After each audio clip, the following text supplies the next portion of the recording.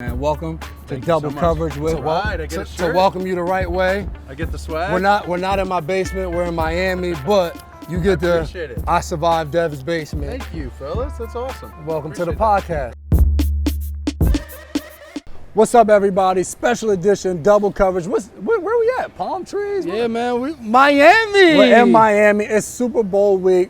Unfortunately, we will not be playing on Sunday. Is this like the first time in your career that you won't be playing in the Super Bowl? Not the first time, but I've been there five out of 10 years. Literally flying up here on the plane, like people have said, I flew from Boston. People were like, oh, I'm so mad you got, like, how does it feel not to? I said, well, this is what I'm more accustomed to, coming down here, flying on a regular plane, just seeing what all the festivities You were are like, about. basically, I've been a slap my whole career. Yeah, you know, whatever. last year was special edition. Just so you guys know, we're at the Maps back out. They're getting ready here. There's Maps a back lot. back lot. Yes, I got you. Back out, back lot, but it's back lot. Thank Yeah. you. But that's where we're at. They're getting ready for an In the Know Bowl. And if you don't know what In the Know Bowl, I'm going to get you in the know. Call of Duty tournament going on tomorrow, Friday, leading up to Super Bowl. Going to be a ton of NFL players here. It's going to be a good You time. got Leonard Fournette, you got Keenan Allen. Yeah, Todd Gurley, a bunch of guys. Devontae, I mean, for one, there's way too many offensive guys. Yeah. They said Landon Collins too, so defensive guy will probably win it. It's Call of Duty, you know what I mean? So we'll see how it goes. But there's a lot going on in the back. We got trucks pulling up, we wheeling stuff in. That was a big, I saw excuse the noises. I saw someone carrying a missile. It's gonna go down tomorrow. Well, I hope not. Well, It's a fake missile. okay, yeah. We got a special guest coming up too in a little bit. But first, we'd be remiss if we didn't talk about what went down over the last few days with the passing of Kobe Bryant and 8 other people on a helicopter crash in California. Very devastating loss. You know, Kobe's daughter Gianna was lost as well. One of her teammates, Alyssa, with her mom and dad, John and Carrie, then Sarah Chester and her daughter Peyton, Christina Masser, who was a coach, and then Ara Zabian, who was a pilot. So 9 victims in total, just a devastating loss. Yeah, and I think it's one of those things that like everyone will remember what they were doing, where they were at when they Yeah. got the news. Like I was actually sitting down talking to the next great college football coach at Rutgers University, Greg Schiano, and we were sitting there talking probably for 30, 45 minutes, and like my phone kept buzzing. I looked down, I'm like, oh dang, I got a bunch of text messages. And then former teammate Ron Giroux comes in, we finished talking, and then as we're leaving, he's like, hey, did you see? I was like, did I see what? He's like, oh, you probably wasn't checking your phone. He's like, yo, Kobe Bryant just died. And I was like, bro, I was like, what are you talking about? And like, I was in a rush because I had to leave, and I'm like, what is he talking about? And I pull up all the texts on my phone, and I'm like, what? And I'm Yeah. thinking like, it's And probably a fake news cycle, like something happened And it was that wasn't sad real. because when you see it, TMZ broke it before his wife was Terrible. contacted. There were so many stories online. Different people was there that weren't there, but it's just I think a tough loss. You know, for us, obviously, we grew up. Our father passed away at a young age, and when you think about this story and you think about Kobe not going to be able to be there for his daughter now, who's 17, who's getting ready to graduate high school, to be able to see her off to college. Another set of parents, they had 2 other kids that now don't have a mom and dad, lost a sister. It was just very devastating. The Chester, I can't remember, but one of the husbands went on and was just talking about the loss of his wife. Yeah. And now I think they had 2 or 3 kids. So for me, it really hit home because it was just like, man, this is the loss of parents, and actually being a kid who grew up without a father who had passed away, and that absence that you always have to go on life with, and not knowing kind of entirely what you're missing at whatever phase in life. It's just very sad, and it was just, I think, tough on everybody. And like you said, Kobe meant so much to so many people. If it was just from watching his basketball game, seeing the tenacity, what he played with, his work ethic, or for the few people throughout his life that got a chance to be around him and be touched by him. So it was just a tough Yeah, loss. and I thought it was dope by L. Duncan on ESPN, talked about him being a girl dad, and him sharing that with her, how amazing it was. And I know for us, like when he came and spoke to the team, and you raised your hand, and he was like, hey, like, how do you deal with being at home and juggling, being a great basketball player? And he talked to us about bringing the energy that you bring every day to work to be great at whatever your profession is, taking that home and making sure your wife, your kids, everyone at home is a part of your journey. Yeah. And that's what to me was so sad. Like when I heard the news, I was like, dang, like you don't usually get that sad over someone you don't really know. But like for someone to drop something like that on you, and I've thought about that so many days after he told us that, it was just very sad. And then he chased greatness for so many years, and now this is the time of, all right, I've chased greatness, I've achieved it, and now this is the time for my family. He was like, I don't give up what those first 20 years are. These next 20 years are going to really show people. So it was very sad, man. Yeah, definitely. And even when he came and talked to us, his psyche and how he approached the game, he was like a psychopath when it came to basketball. He was basically cursing us out as he was talking. And that was what was so impressive. I remember him talking about playing against Allen Iverson, and Allen Iverson just killing him the first time he played against him. And the next time, he said he studied him for months. Read every book, every article, watch every documentary. Beyond watching film of him and basketball stuff, was just like he wanted to know about his psyche. And he said the game he played him, every time he got a chance, he'd punch him when the ref wasn't looking, or he'd slap him, do something to him to agitate him. And every time he complained to the ref, he said he could just tell he was getting into his mind. But man, he just, the way he approached the game and how crazy his love and his passion was for basketball was very, very impressive. Yeah, we'll be talking about him forever, man. A legend in basketball, and I would say just a legend of our whole generation. Yeah. Anybody who grew up in the Kobe Bryant era. Who had the 5-second countdown and was doing the fadeaway saying, Kobe? Yeah. So for sure, man, he'll be missed.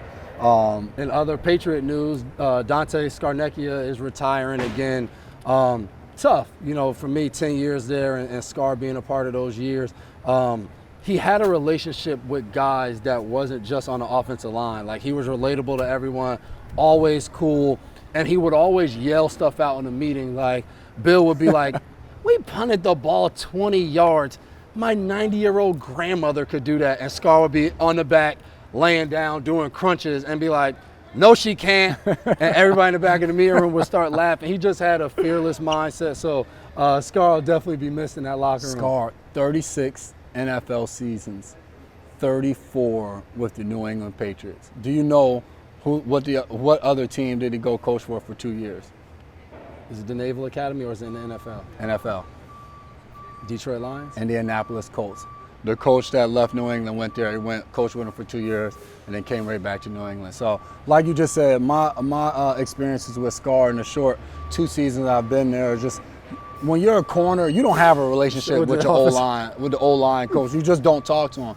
But every time you pass Scar, or he'd walk in the cafeteria and he'd see you there, he'd come up to you, he'd have a conversation with you. And I just know from talking to the offensive linemen, they always talked about, man, Scar just cares about guys, man. He knows how many kids you have, the ages of your kids. He knows your wife's name. Like, he genuinely cares about the guys he's coaching. And after playing in the league 11 years, that's not very often that you get coaches that genuinely care about you outside of football. So Scar will definitely be missed in the building.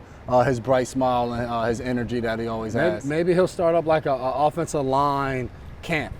Guys will pay. I mean, he's produced so many great offensive linemen that they'll just be like, hey, man, Scar, teach us for an hour for 2 weeks out of the offseason and we'll pay you X amount of dollars. So, Scar, I know you're retiring, but go get that money, man. Yeah, start up.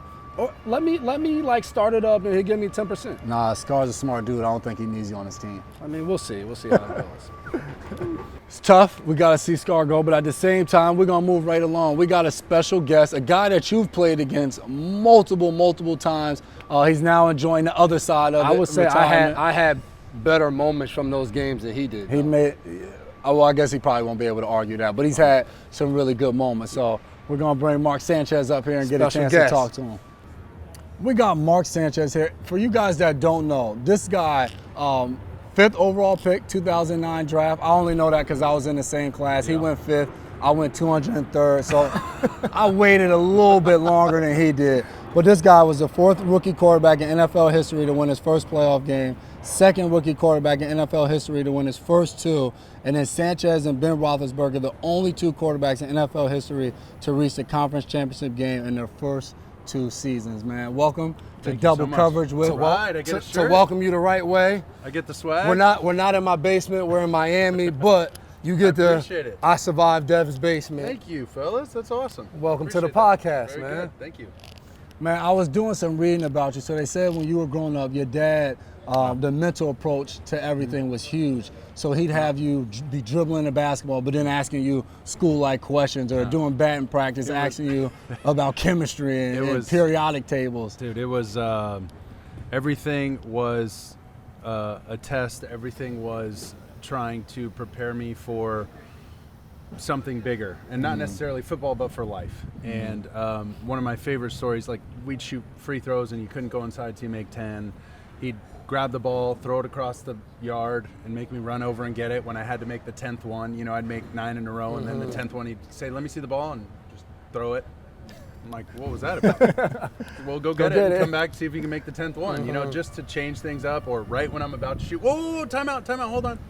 You're over the line, or whatever. Just to mess with me, you know? Yeah. And then one of my other favorites for public speaking, not to eventually talk to tough media in New York or double coverage, he would make me, you know, at the end of Little League games, or at the end of the Little League season, and, you know, NJB basketball and all that, you give the coach an award, like a cheesy little trophy and a gift card to Applebee's or whatever. Well, he'd make me go up and give a speech in front of the whole team. Before you Say, gave it. you know, Coach Johnson, thank you so much for your time, your effort. Thank his wife. You know, he'd make sure I went and found all this information out on behalf of, you know, the South Orange County Little League Rockies. We want to thank you for boom. Still And well prepared. Yeah, with I was it. just like, dang, you know, this is terrible. I don't want to do it. I'm nervous. I'm embarrassed. And then it just became something I did. Once you do something, whether it's riding a bike or doing a press conference or whatever, you just get used to it. And that was the goal. He never did it to make sure I was a 5th overall pick or anything like that. But all that kind of stuff falls in line. So, you know, at the time I hated it, but I'm so appreciative now because it's really prepared me. Yeah, that's awesome. That's awesome. Now, your brother did a lot of training for you, right? Preparing you to be a quarterback and everything of that nature. What was that like for you guys' relationship as you continued and made it pro and all of that? Yeah, so my brother Nick and my older brother Brandon, my middle brother, Nick's 14 years older than me, Brandon's 8 years older than me, same parents. And so Nick was, you know, at Yale University playing football, quarterback, writing his, you know, thesis. My brother Brandon's in high school going to senior prom, and I'm like playing with action figures like X-Men and stuff. So we were so spread out and so different. But everything I did, I would see there in the office where I do my homework or whatever at home. It was all their plaques, all their medals, all their banners, all their ribbons, all their jerseys, helmets, everything from high school, college, you know, all their accomplishments. And it was school accomplishments, sports accomplishments. And so that was like the Hall of Fame to me. I was working every day there. And all I could think about before games and all that was, I need to get my stuff on the wall. Like, I got to make the wall. The first thing before cell phones, we would call, my brother would call home from Yale from a payphone, you know, once a week, every couple days.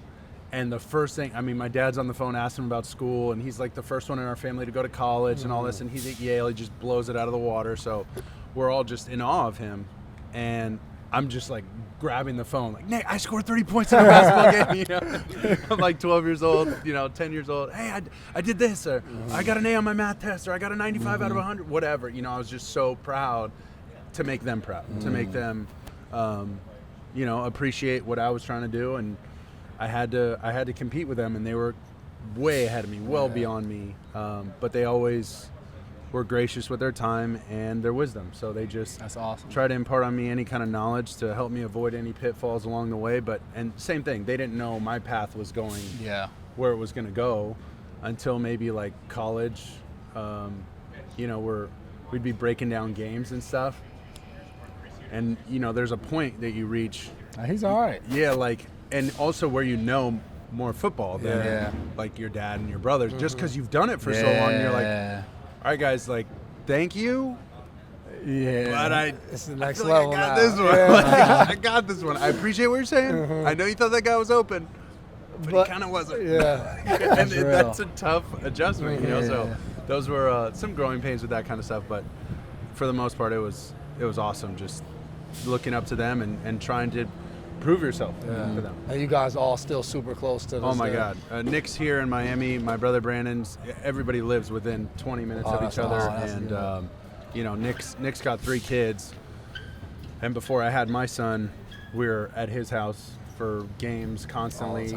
Every probably 3-4 times a month, so just about every weekend. And then now that I have my 3-year-old boy, DJ's over there all the time. All he wants to do is go hang with his cousins, Uncle Brandon, Tio Brandon, and Tio Nick. So they're just, we're real tight. It's a Mexican thing, dude. You know, you mess with one bean, you get the whole burrito. You know how it is.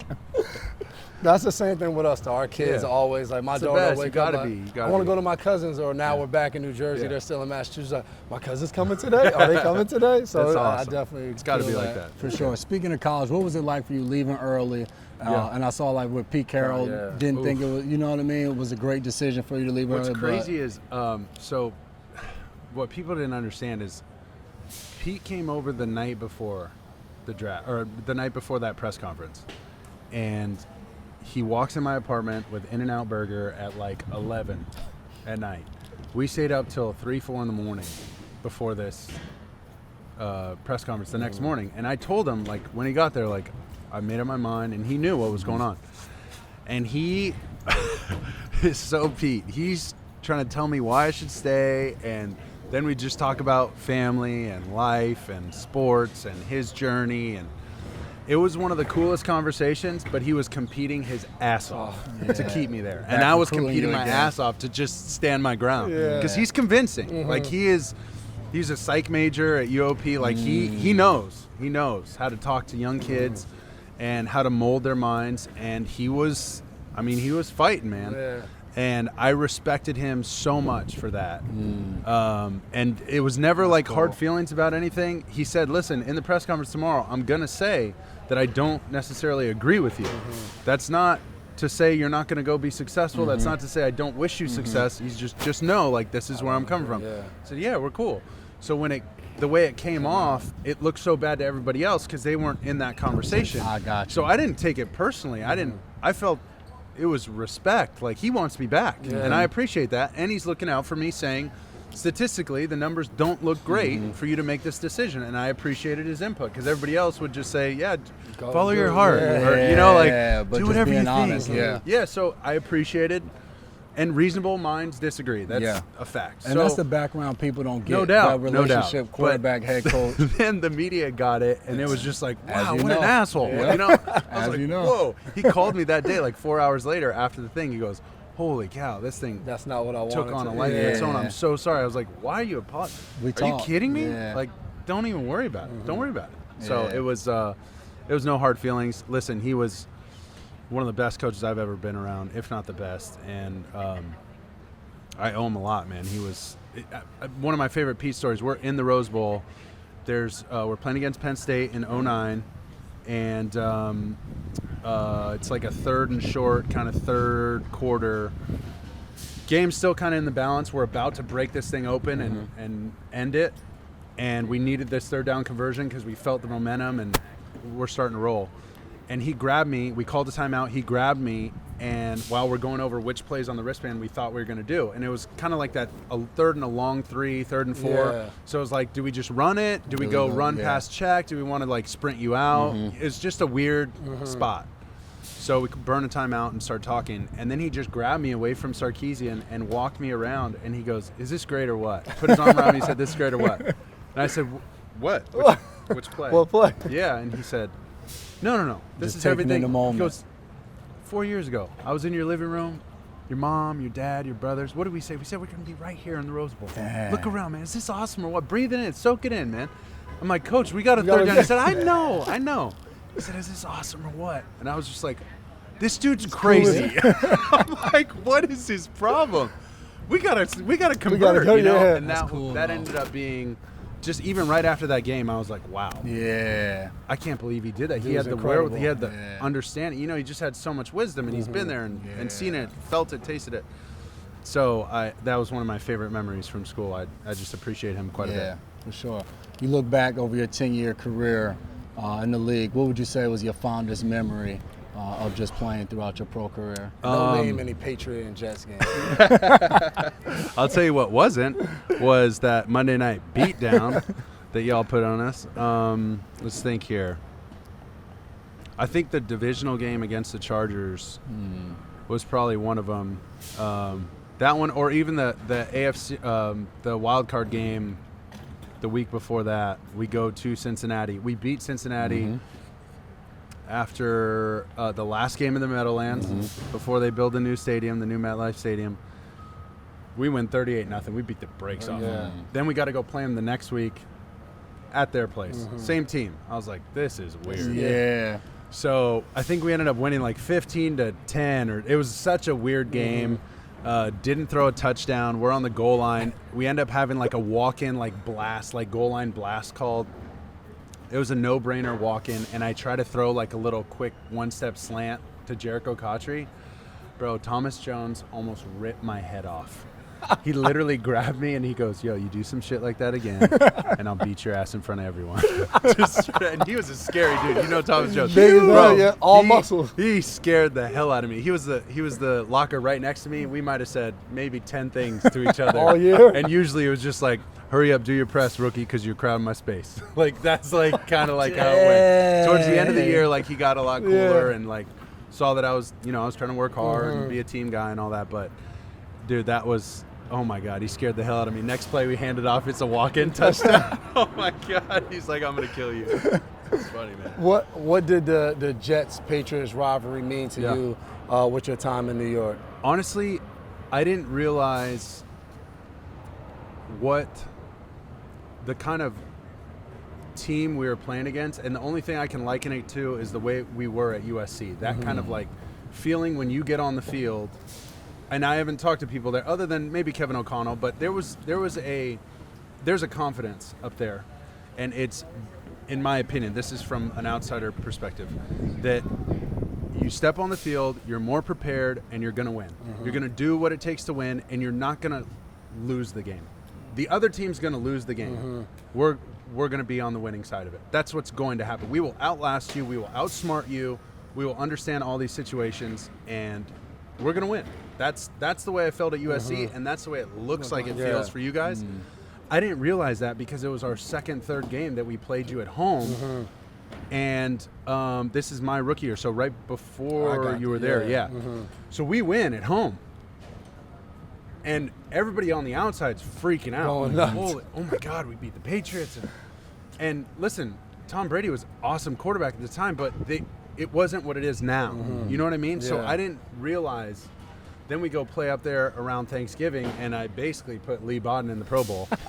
Threw him three balls. Just I saw him at Super Bowl in Miami that year. And he said, yo, bro, thanks. He's like, let me know if I can get you a drink. He's an a-hole, too, so I can see him doing that. Like, sweet, dude, thanks. And my brother was right there. He's like, who's that? I was like, Lee Bodden. He goes, oh. I was like, thanks a lot. So it just, things built, and then after the Monday night beatdown, like we talked about, oh my God, that we beat you guys again at home the next year, the second year. Yep. So at home we had your number. On the road, you guys kicked our ass. That's all Bill talked about. When Dude, we would play, it was like, no matter y'all record, the media would ask, and we would get in the squad meeting, and he'd take it out on us. Listen, I don't know whatever you think of these guys, but and he would go, years we were there, they beat us this way, that way. So, and I'll tell you guys, I still remember my rookie year. 2010, we beat them, like he said, that Monday night. He throws the ball to LT in the flat. They score a touchdown. And the Monday night game, I got an interception on him. So I'm running around doing the jet because Antonio Holmes had talked trash that week. If they put the rookie on me, I'm going to. So then they scored a touchdown in the playoff game. Mark's beelining at me, running with the jet, hits me with his arm. I try to knock his arm down. He just keeps running to celebrate as if I wasn't there. I was so pissed. I was so messed up. Yeah, but good times. It was a good rivalry. It was a really good rivalry. We had a lot of fun. It was fun, man. Before we get into the Super Bowl retirement life, what's it like? What do you have going on these days? I'm thankful that the media side kind of fell into place because I've seen a lot of guys leave the game and not have necessarily a plan.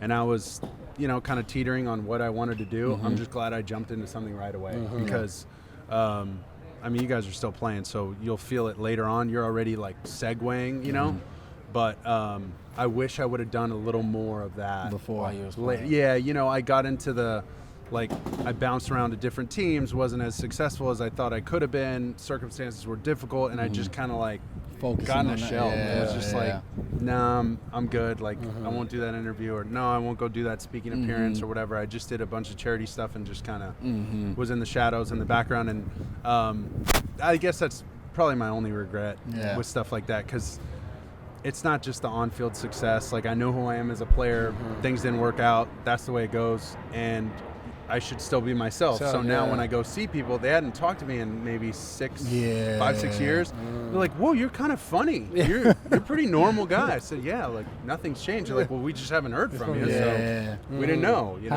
How's the podcast with the Fourth and Forever been starting that up? It's been really cool. I think being able to get some pretty cool guests, having Malca a part of the whole thing, like you guys know. They're first class, man. Yeah. They do a really, really good job, and they're doing all the smoke with Matt Barnes and Steven Jackson. So, they're just a machine cranking out these podcasts. So I'm very fortunate to have partnered with them, and then with Adam Ray, the comedian. He makes it fun, man.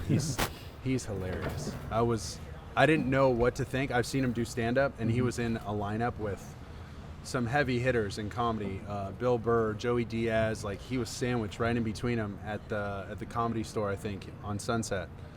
And I was like, "Whoa, dude! Held his own. What is he gonna do?" And he went in there and crushed it. Yeah. I was so impressed.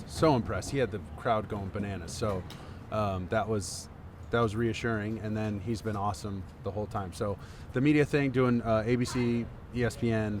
Has really helped, because when you don't have anything to do, I feel like guys get lost. For sure. And you kind of lose your identity and all that. And so you got to remember, football's something you do. It's not necessarily who you are. But it's a big part of your life. So the transition's not easy. I've had a lot of help. So it's good. That's awesome, man. Who you guys got? Can you actually just say though, like, and that podcast again is called Fourth and Forever. Oh, yeah. With Adam Okay. Ray, Sure. So we have that. I'm really enjoying the podcast stuff. Fourth and Forever with Adam Ray.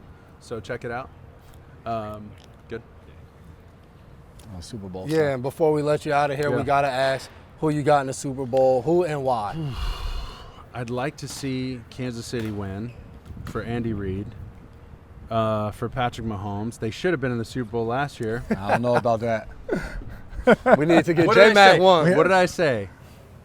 Other teams are going to lose, right? Yeah. Yep. Teams don't always win games. Teams lose That's the games. first thing Bill says. First meeting.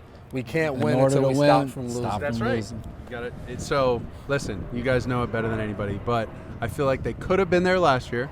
So this is kind of their, I don't know. Redemption. Yeah, it's like a redemption thing for them. I feel like, dude, Mahomes is a bad man. What? Bad man. Like I don't even. Boys. I'm trying to. We talk about it all year. I talk with Jonathan Vilma about it a lot because he was doing our ABC college stuff, and we just start talking pro ball inevitably.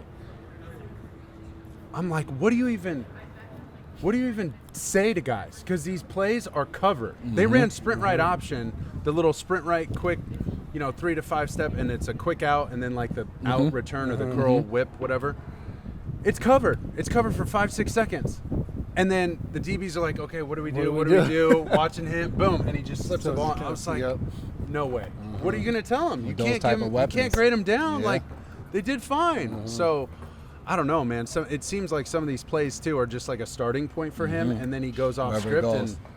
and then their team's like a freaking track team. We- They're like we- a 4x4 we know. 4x4 Yeah. team, bro. Yep. So it's Matching up with them is so tough. it's no joke. So I just feel like that will, at some point, kind of break the 49ers defense. Yeah. At some point, they're gonna figure out a way. They're too fast.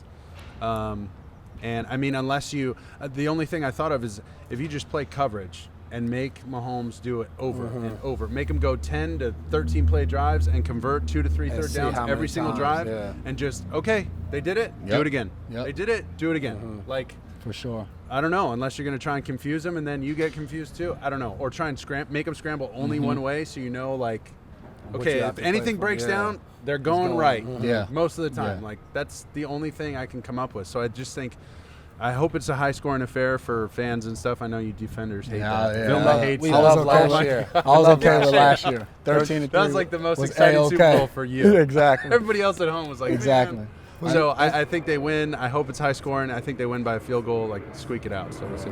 Who you got? I think I'm going to roll with San Fran because of their front four.